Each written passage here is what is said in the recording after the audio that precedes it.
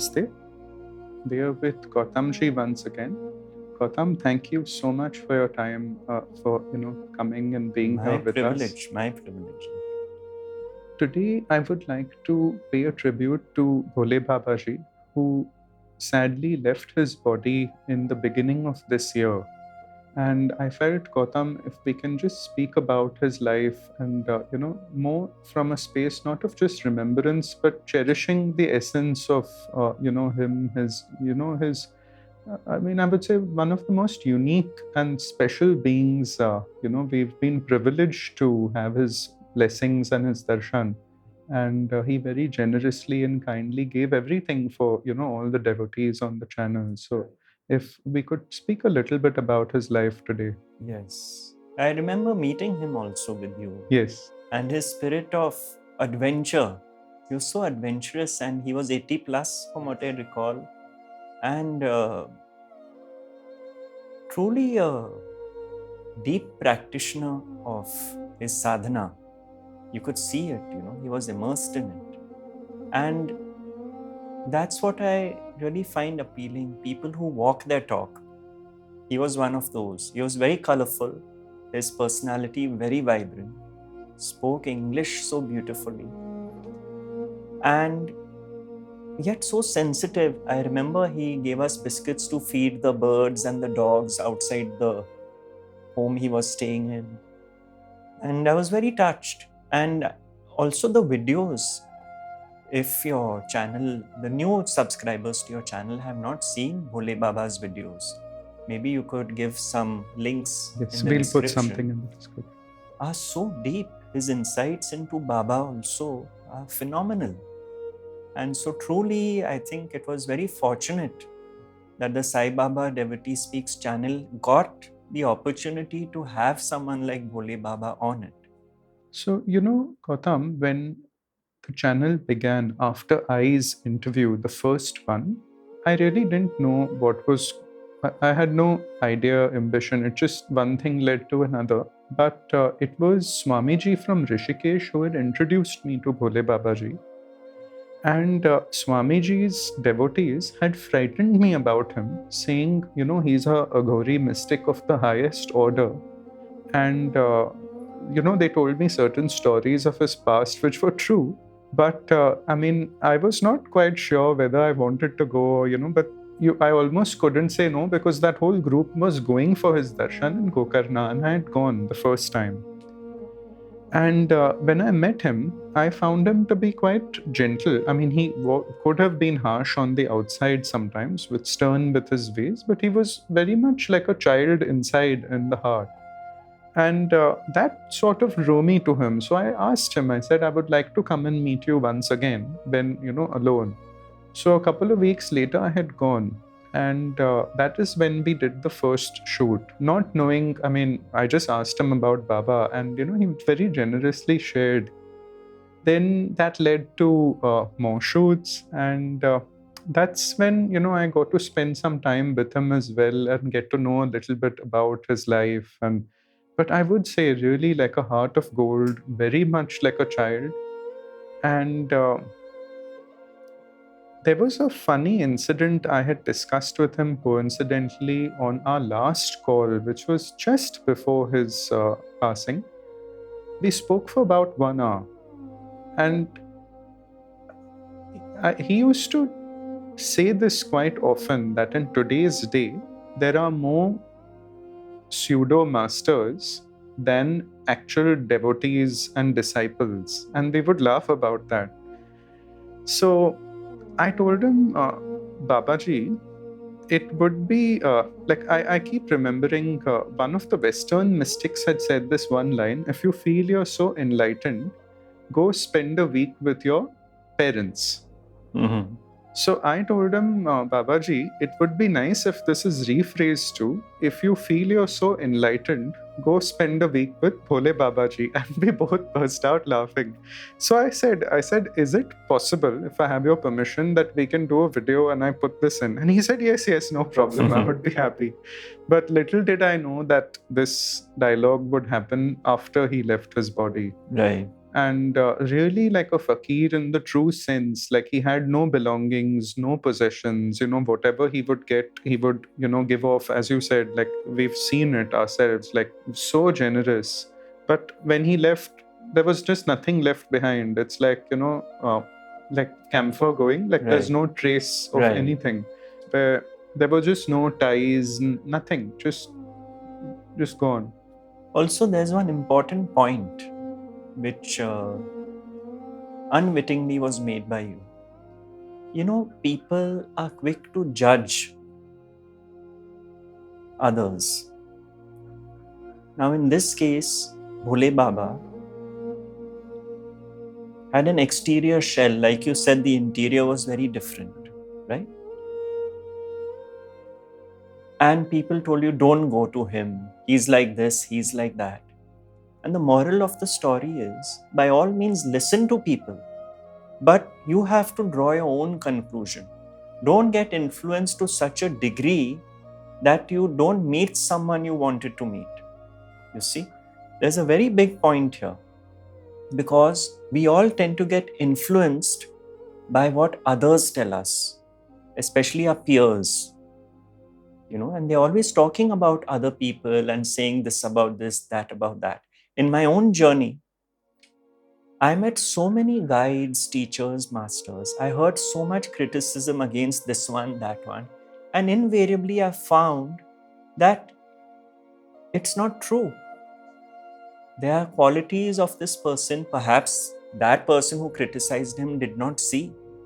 So I was very objective. And in fact, it worked the other way. If someone said, don't see this one, I would go and see that person. All the more reason, So to not be too quick to judge people, and Bhole Baba, I'm sure he was such a font of knowledge and experiential knowledge from the little bit I saw when I met him. You see, that it's a very deep well. And what people tend to do is get stuck on what the eyes see. And as Goldsmith says, what the eyes see is just an appearance, and we are too quick to judge that. And so it's really beautiful that you have shared this little bit on Bhole Baba, and I'm quite sure that those who watch his videos on your channel, perhaps watch it again, will really glean something very deep in terms of insights which he gives us. It's really a privilege that he came onto your channel. Really, it's our good fortune and blessings. And also, I guess my second meeting with him, although the channel at that time had we were less than 1,000 subscribers. I had no idea. He had immediately told me, said, मुझे ये आभास हो रहा है कि आने वाले समय में ये इतना बड़ा कार्य हो रहा है that even you don't know what is happening. And he said that this will take the teachings to many people in a very different form. So, his blessings for all of us, for the channel, the viewers, I mean, are something I don't think we can fully ever comprehend and be even grateful for. Yes. Because so selflessly to give. I mean, his whole life was an expression of giving. And really, I don't think we can ever comprehend the blessings he has given everybody. You're right, because you said the word giving, and I am reminded of, I think we just took fruits for him or something. Yes. And when we left, he gave me a mala, which I have in my altar. And that's it, you see. It's always a giving. Whether it is a blessing or something small, it may seem insignificant. But they are always in a mode of giving of themselves, of their presence. Could be an object, but that giving, it's a very beautiful quality. I remember that, some teachings they give you, like when you ponder on it, like little leelas, so to speak. And through people that knew him, I had heard of, some incidents that had happened with him, which all point to, he was a mystic of a very high order, for certain events like that to have happened. So yeah, we hope to share more. We have a few videos by Baba's Grace which we've not shared yet. Oh, wonderful. So, yeah, in That's time, good to know. I sort of was waiting so that we could pay a tribute to Babaji first before releasing Lovely. more of his films. That's great. So, maybe about 3 or 4 little rare gems of Babaji are with us. So, we will share those. And yeah, I just felt it would be nice to first just pay a tribute to him. And before we end, maybe Babaji also had a thing where he could spontaneously, very spontaneously, have like poems that or things that he would just write and share, which are completely out of this world. We had shared one of his compositions on the channel, so maybe we can close the video by playing that. Beautiful.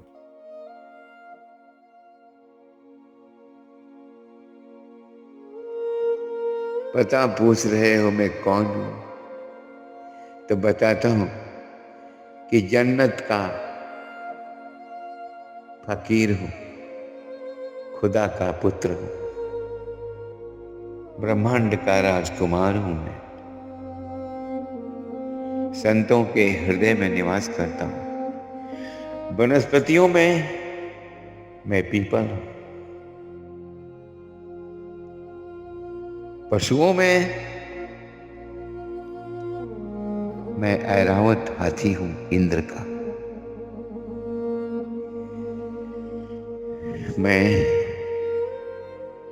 मैं रहित हूं, मैं हिमालय के उन महानतम योगियों का एक शिष्य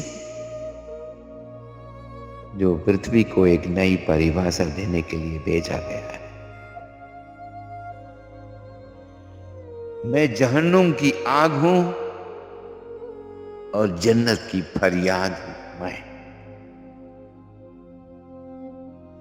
खुदा का नूर हूं मैं, नूरे हयात हूं मैं, दरगाहों में सोया हुआ फकीर हूं मैं आजाद हिंदुस्तान की आत्मा हूं मैं, पृथ्वी का नूरे हयात हूं मैं, खुदा का फर्जंद और जहां का तारा हूं मैं ही बृहस्पति और मैं ही शुक्राचार्य हूं, मैं ही मोहम्मद और मैं ही राम हूं,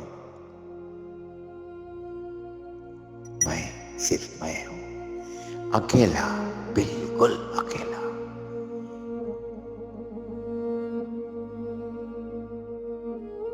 इब्तिदाए इश्क है, रोता है क्या, हंसता है क्या, मुस्कुराता है क्या, आगे आगे देखिए होता है क्या।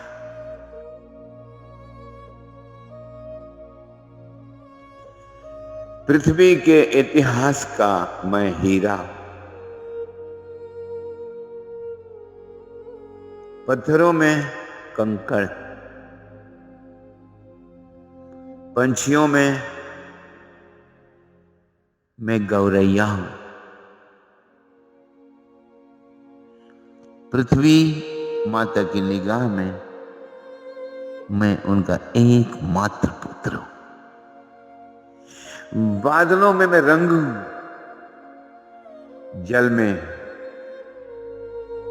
मैं वैसा ही हूं जैसा जल है, हर रंग में हर रूप में आईना हूं मैं, तस्वीर दिखाने आया हूं दुनिया को। दोस्त, तेरी आरज़ुएं क्या है,